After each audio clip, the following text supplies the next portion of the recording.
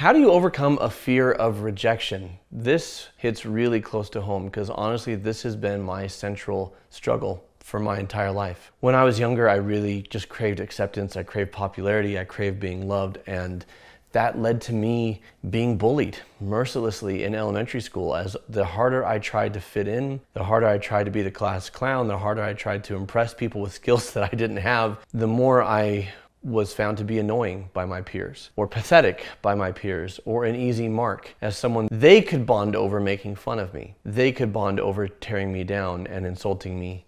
And if they did it hard enough and bad enough, then I would cry, and that would be the ultimate reward, is just breaking me. And that went on for about 6 or 7 years of my very young life. Came home to a brother who was 8 years older than me, who is a wonderful man, and with whom I have a very close relationship now, but he was a bully. He was one of my childhood bullies. And I've talked about in other videos how I worked through this in some ways, how I, in middle school, actually in the high school era, like I started to reach out to the other freaks and geeks, right? And include people and find the people who were sitting alone and were bullied. And we started to bond together, right? And band together and gave each other acceptance. But my first girlfriend broke up with me, and then the next 4 girlfriends broke up with me. And I had a lot of successes in college. I was in a comedy club. I was popular. I was well liked in a lot of ways. And yet my greatest aspiration was to marry and to have a family and to share my life with somebody. And time again, I got my heart broken. 2 times is a pattern, 3 times is a fact, is what they say. So what about 5 times? Like, it just really burned into my brain that I was unlovable when you actually got to know me. And this fear of rejection has played into so much of what I do.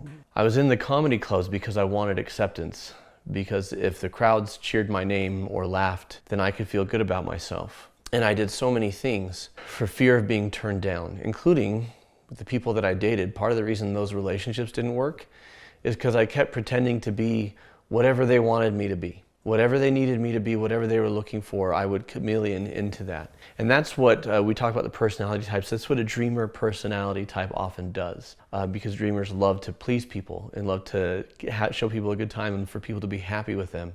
And so I would keep changing who I was for the people that I wanted to be with.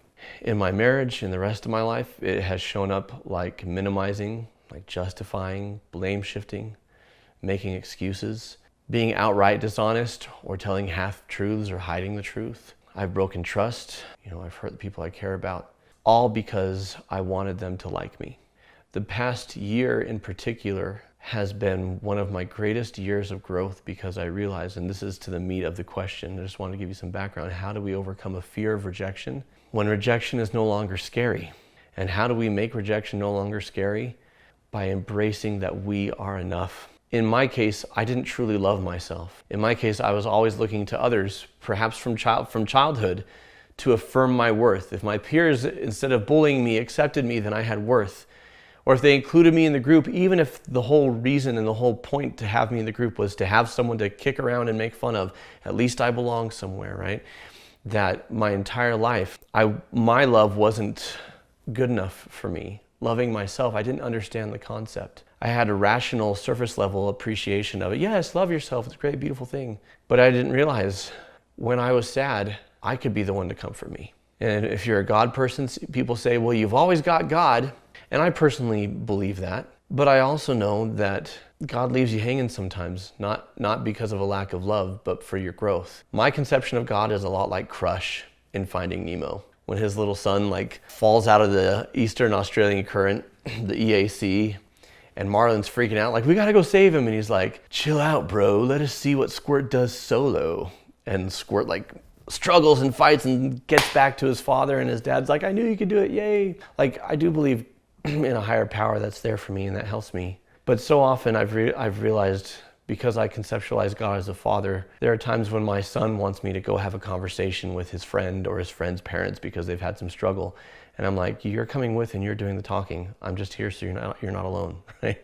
That very often, even if I'm right and there is a God and God loves us and God gives us power and strength, that there's still a lot of the time that he expects you to step up and do it. And for years, I've let my wife, I've let my parents, I've let other people do things for me, and I would shine like where I wanted to shine. I know we're talking about a concept and this isn't meant to be a confessional, but I get real and vulnerable with you because I want you to embrace that it's okay that you are struggling with this. I'm somebody that, I don't say this with any amount of vanity, I just say this matter-of-factly. I'm aware that there are a fair amount of people who look up to me. There are things that I've accomplished that are admirable. There is advice that I give that is helpful, and I wrestle with this. Okay, there's no shame in this. Overcoming fear of rejection looks like, look in the mirror for who you see and find love for what you already are. And by that I mean, most of us who struggle with a fear of rejection are not very rejecting of others. We're very accepting of others. We welcome them in. Warts and all, whatever your flaws are, I love you, I see you, I want you here. We treat them with compassion because to us, just like any other person, they're a collection of strengths and a collection of weaknesses, and that their weaknesses don't make them any less worthy of love. And yet with ourselves, for whatever reason, we think we're freaking special. That our weaknesses mean that we don't deserve love, that we have to hide them. And maybe that's what we were taught. Maybe we were raised by or surrounded by intolerant people. I wasn't raised by intolerant people. My parents were wonderful. I was surrounded by intolerant people every day at school, and sometimes at home with my brother, and sometimes with my sisters. But if someone mistreats you because of your weaknesses, it's not because you're unlovable or you deserve rejection. It's because they wrestle with intolerance. It's because they have things that they haven't learned to unconditionally love. They haven't learned to see people and to love them. And when I talk about unconditional love, I'm not talking about unconditional, you're welcome in my life. I love people that I don't welcome in my life because I don't trust them. I get that, but that's not what I'm talking about. And loving yourself unconditionally and realizing that when I'm sad, I can comfort myself, that all the power to accomplish anything that I need to accomplish is already within me. And if you believe in God, great. Then believe that God gave you that power. But it's still within you. The skills are there, the tools are there, the ability to learn is there. The next thing is to recognize where the need for acceptance outside of yourself came from. To some extent, it's a natural human thing, right? We look for acceptance outside of ourselves, but where does that come from? Usually it comes from a memory or a series of memories where we were rejected. So how do you work through that? You ask yourself, how were you not safe, accepted, or loved for who you naturally are?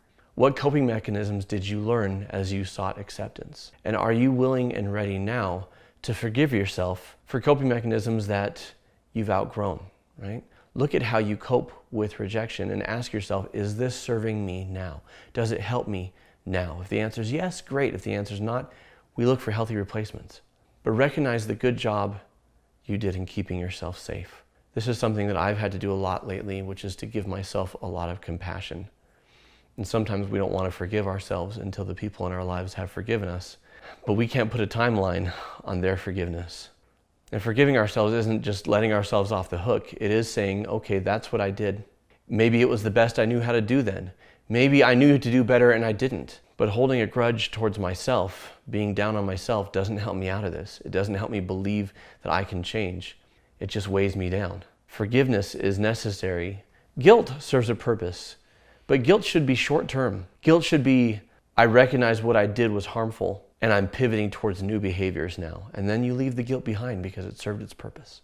Make sure you show yourself love and compassion, because the people that reject you, again, it may be their intolerance, maybe it's that you hurt them and they're still licking their wounds and they're still recovering and they can't give you love and compassion.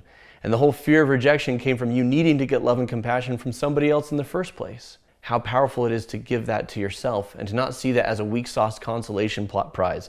Well, I'm loving myself because nobody else will. Or I'm having compassion for myself because nobody else will because I'm a loser. No, you're loving yourself because that's where it starts. And if the people in your life can't give you love and compassion, maybe it's not because you're a loser. Maybe it's because they can't. They're not ready. Give them the grace and the space they need to heal. When you look at your coping mechanisms, is this serving me? You also ask yourself, is this how I want to keep showing up in my life? In my case, I realized that I didn't want to cause anybody else pain because of my insecurity or my fear of rejection. That what I wanted was to be honest, no matter what.